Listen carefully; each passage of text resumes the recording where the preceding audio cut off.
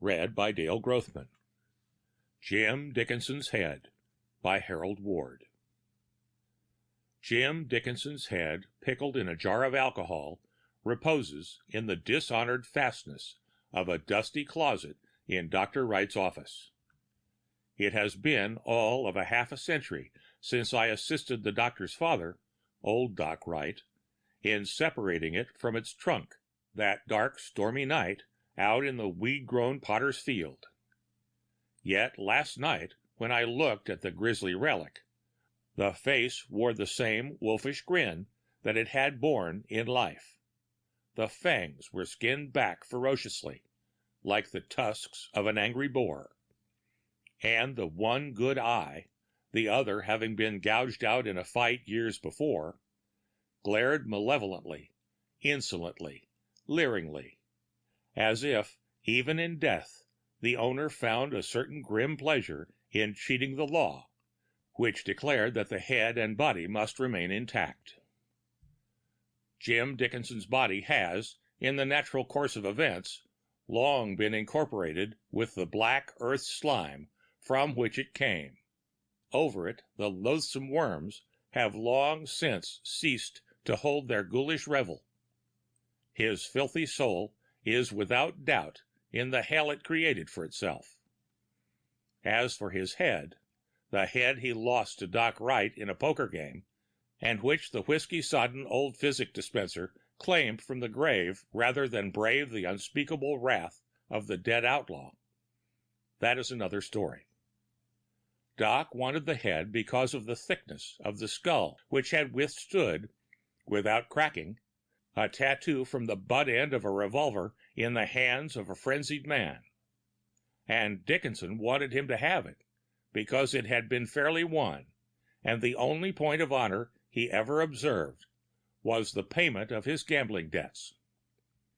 It is with Jim Dickinson's malformed head, the black cat with the devil's tempers, and Creole May the outcast, that this story is written. 1. Where Jim Dickinson was spawned, or whelped, or whatever the inception of an anomaly like him can be called, is a question. My personal opinion is that he was never born, that he was created from the slimy green frog spit that gathers in a scum on the stagnant muck. But the preachers will probably take issue with me on that point.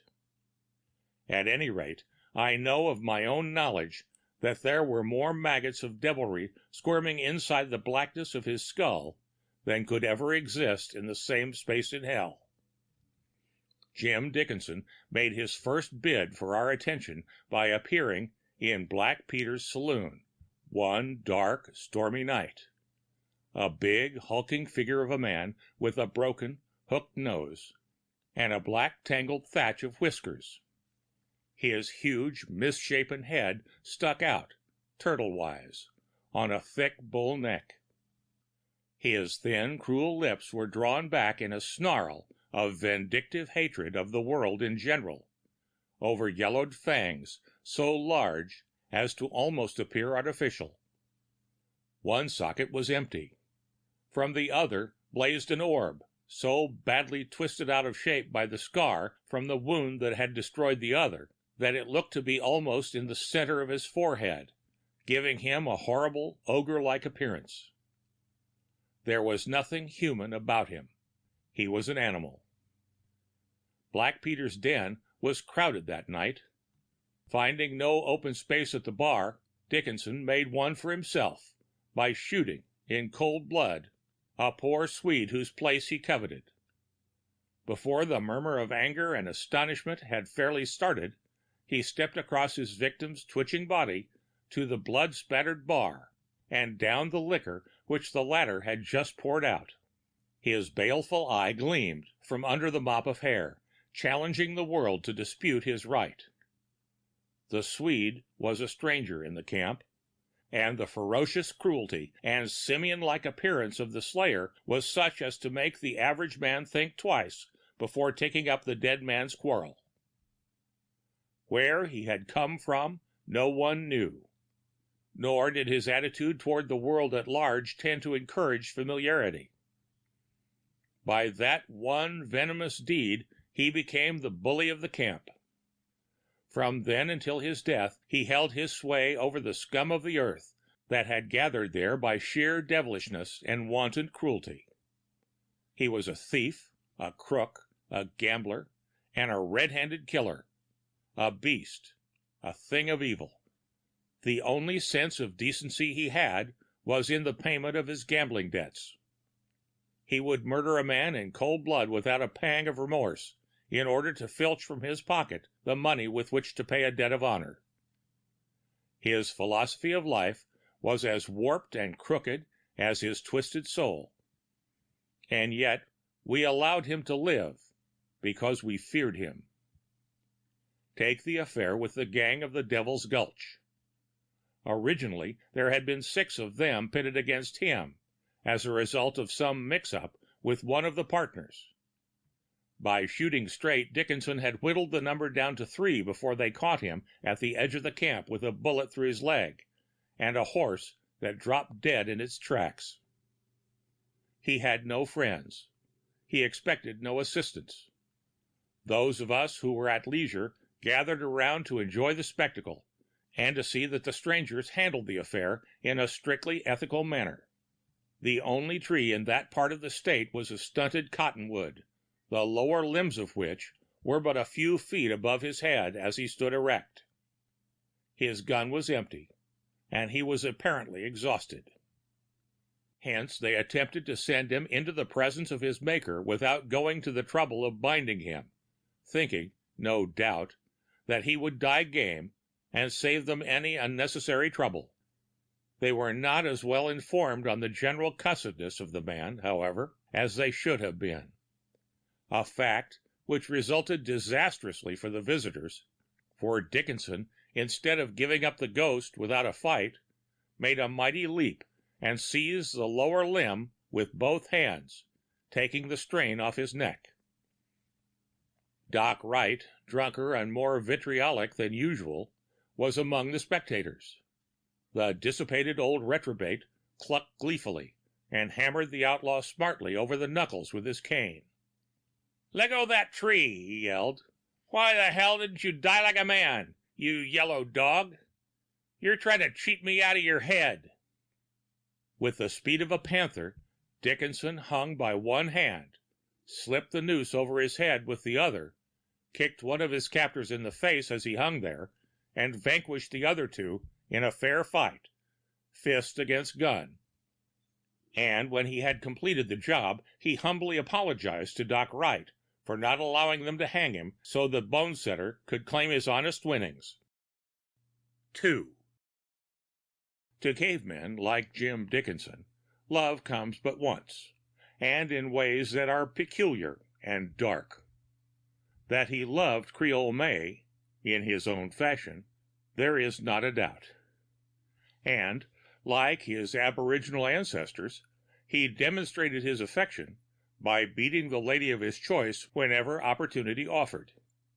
And she, recognizing in the subtle way that women have that his display of brutality was only a cover for the flame of love that smoldered in his heart, took her beatings, whimpering, but uncomplainingly, and, seeking an outlet for her feelings, lavished her affections on Michael. Michael was an ugly brute of a cat, black of fur and short of temper. In short, a feline double of Dickinson. Dickinson hated him with a deep, jealous hatred. Hated him because Creole May loved him. With the peculiarity of a woman, she treated her lord with humbleness and humility, fighting his battles and cooking his meals in a true wifely way, until he lay hands on the cat. That she would not allow. And Dickinson, loving the swarthy strumpet who shared his bed and board, feared to vent his feelings on the animal, lest he drive the female creature from his side. Cheetah, the squaw, who was reputed to be a witch, had warned him against black cats, warned him as she cursed him for killing her husband. Dickinson sought to close her mouth by knocking her down, but she refused to be silenced. "It'll get you, curse you! It'll get you!" she howled, shaking her skinny fist at the one-eyed man. "A black cat'll be the death of you. A black cat'll send you to hell, and'll spit at you while you're roasting. Damn you, you spawn of the devil!" In self-defense, he was compelled to choke her into unconsciousness, but her screams still echoed in his ears. Nor would he drown them out in drink, for the maggots in his head were the kind that alcohol stimulates rather than deadens. We had our priest, Father O'Loughlin, a warm-hearted little chap who sought, with every means at his command, to regenerate the place and bring its inhabitants into the fold. He met with scant success, to say the most. But he persisted, and because he was a man among men, measured by men's standards, he gained our respect and love, even though we refused to follow the cross. In some mysterious manner, Father O'Loughlin learned that Creole May had once been baptized in his faith. Immediately, he set about seeking a way to win her back to the church. But she had slipped too far down the scale of righteousness and virtue. She gave no heed to the messages the good padre sent her time after time, begging her presence at the little church in the valley, with its cross on spotless white. Of two evils, she had been taught to fear Jim Dickinson worse than the threat of hell. And Dickinson, his soul already forfeited to the devil and his head honestly lost in a poker game, waiting only for his death to be claimed, forbade her responding to the priest's appeal. But to the latter she was branded to be plucked from the burning, and after several weeks had elapsed, he determined to visit her in person and appeal to her better nature. For Father O'Loughlin loved humanity, and to him none had dropped so low that he could not be saved. On the evening selected by Father O'Loughlin for his visit, Dickinson, who was violently jealous, having been called away on some expedition outside the law, had taken precautions tending to keep any of May's admirers away from the cabin, by planting a bear trap in the dirt just outside the door. To this May submitted dumbly and without bitterness. She was a woman, and her philosophy taught her that a woman is the rightful prey of the man strong enough to take her. The method of taking did not enter into her thoughts. They lived in a tumble-down shack far up the mountainside, and approached by a single narrow path, nicked high in the cliff. For Dickinson was a bit of a strategist, and in building looked forward to a possible siege following some new outrage. When she saw the little priest slowly puffing up the path, she realized for the first time that something of evil might result from Dickinson's efficient but brutal attempt to capture his rival. She was willing to stand his abuse, but sight of the priest brought remembrances of her better days, and over her swept a sense of shame. She rebelled against the man of God, seeing her in her squalor and misery. There was no way to flee, for the path over which he was approaching was the only way from the place. And that path would bring him directly into the jaws of the trap. Creole May, for the first time in her long career of shame and sorrow, was panic-stricken. There was but one door to the shack. To dodge out of it, even in the dust of the swiftly falling twilight, would betray her presence to the visitor. Nor was there a bush or a rock in the vicinity behind which she could take refuge. Yet she could not remain. She was not given to analyzing her sentiments. She had a vague feeling that she was not fit to meet the man who represented in the wild territory the church of her innocent youth, not for the punishment he might bring, for she knew that he brought only a message of love, but as an erring child fears the parent who governs by kindness. Physical pain she could endure, but she knew that Father O'Loughlin ruled his flock by love, And love, except the love she lavished on Michael, was missing from her strange life. So, like a child caught in some mischievous prank, she peeked around the doorway and watched the head of the priest just appearing over the little knoll. Her foot rested on the chain which, fastened to the bed and dragging across the floor, was attached to the bear trap. To leave the snare in its present location meant injury to the priest. Even if the jaws did not break his leg, Dickinson might return ere she could free him. And Dickinson, in a jealous rage, cared nothing for God, man, nor devil. He might even kill the good father. In spite of her fear of Dickinson's revenge over the removal of his snare, the religion of her childhood surged forward in her thoughts. Father O'Loughlin must be saved. To think was to act. Hastily grasping the chain, she gave a mighty heave and pulled the trap out of the dirt and dragged it into the house. Pulling down the blanket on the battered bed, she laid the trap on the mattress and laid the covering over it again. Then she dived hastily under the bed, just as she heard the priest's step outside the door. Father O'Loughlin, receiving no answer to his repeated rappings, turned sadly and wended his way back again down the mountain path. With fear and trembling, Creole May listened to the Padre's retreating footsteps. Then, as they died away in the distance, she rose and seated herself in one of the two broken chairs the cabin afforded. She gave way to meditation and tears, sharing her troubles with Black Michael, her only friend. Dickinson returned earlier than usual, found the cabin in darkness and May in tears. The moon, shining brightly on the front of the shack, showed him that the trap had been removed ere he reached the spot. With a bellow of rage, he leapt through the open doorway. He stood for a second, his single bloodshot eye accustoming itself to the darkness of the interior.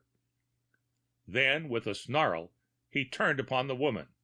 "Where is he?" he demanded, shaking her as a terrier shakes a rat. "Damn you, tell me! Where's the man you had in here?" She attempted to answer, to explain. He refused to listen. The words were choked off in her throat by the pressure of his huge, muscular fingers. Then, holding her at arm's length with his left hand, he smashed blow after blow into her face with his right, until, tiring, he hurled her into the corner, a dying, battered, unconscious heap. The cat, true to its nature, spit angrily at the invader. Roaring like a maddened bull, Dickinson aimed a kick at the animal.